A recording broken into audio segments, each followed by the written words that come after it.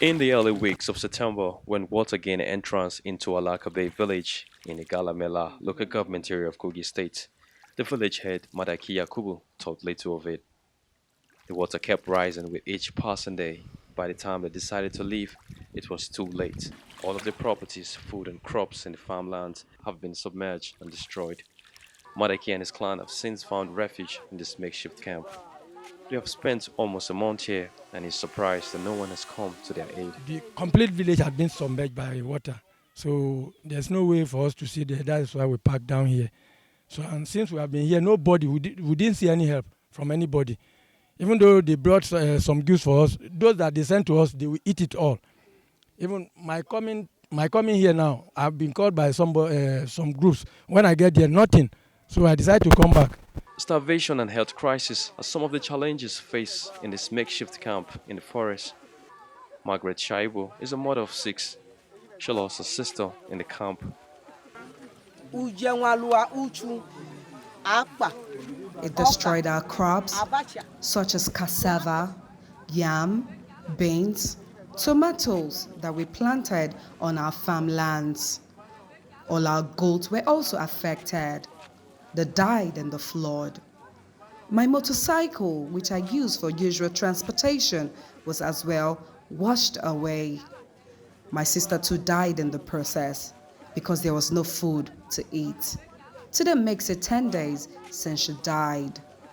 According to the International Rescue Committee, more than 1 million children in the country north could suffer from acute food insecurity this year. And in the camp, more and more children are said to be dying. So as we are here, when we come here, many of our children sick, some die. As we are here, so if our children they sick now, we don't know how we go do. So local one where we try, it can't cure that sickness. So we have suffering on it very well. Residents from Ala-Akabe and Efupo are also staying in this camp. Kogi is one of the worst affected states, with 10 out of the 21 local government areas submerged. What used to be streets and road is now covered with water. Canoes, not cars, are used by residents to navigate their environment. Thousands of homes have been destroyed. Many communities have been cut off and unable to reach out for help. Ibaji is the most hit across 10 local government areas affected by the flood.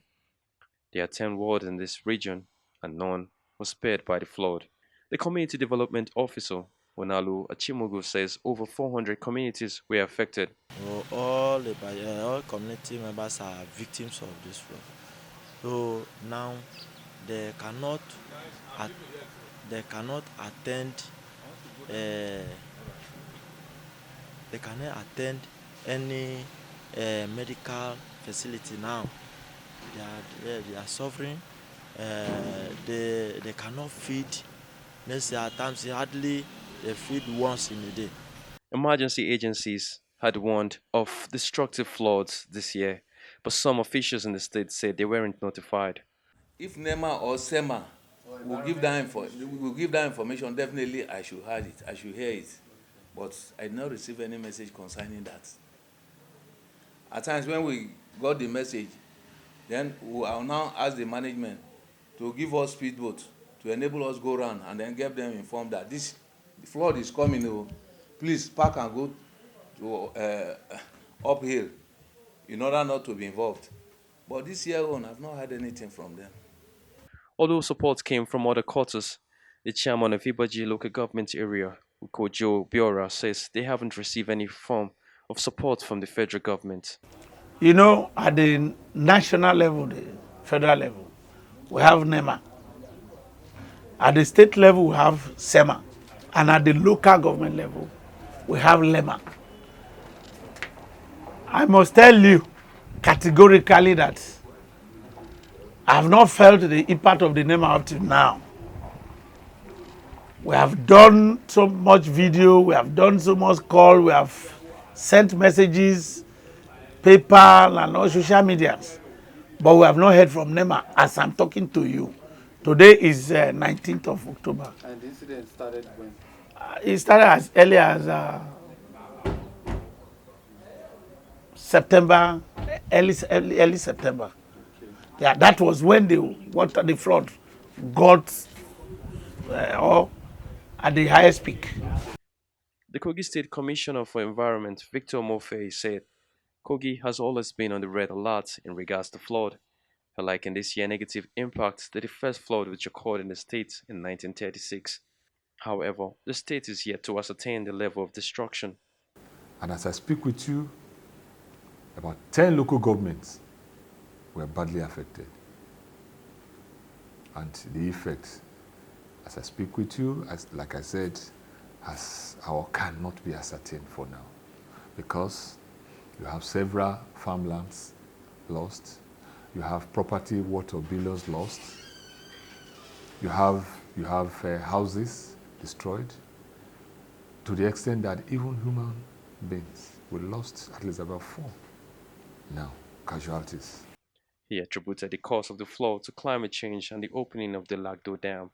He believed that dredging of the River Niger and building an extra dam would help in curbing the yearly occurrence of flood in the state. Yes, if the river is being dredged, honestly, it will go a long way because you know that it will carry more, the volume of water, you understand, than what it's carrying right now. It gives room for more water, and the issue of bridges being submerged and what have you, road being submerged would have been there because already it has been dredged and it will create room. Yes, you understand. And aside that, you can even have dams. You understand? You can have dam before Lokoja here to serve as a retaining wall, so that the water coming will be at least be retained for a while and gradually released. You understand now? And so but these are more than what the state government could do. And that's why we are calling on the federal government. No doubt, it is believed that Kogi could soon face outbreaks of disease due to extensive flooding. Some Kogi state officials are strongly concerned. They fear this might be more disastrous than the flood.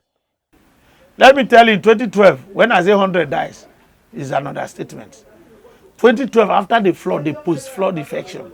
2012, our children, more than 1,000 died in Ibaji.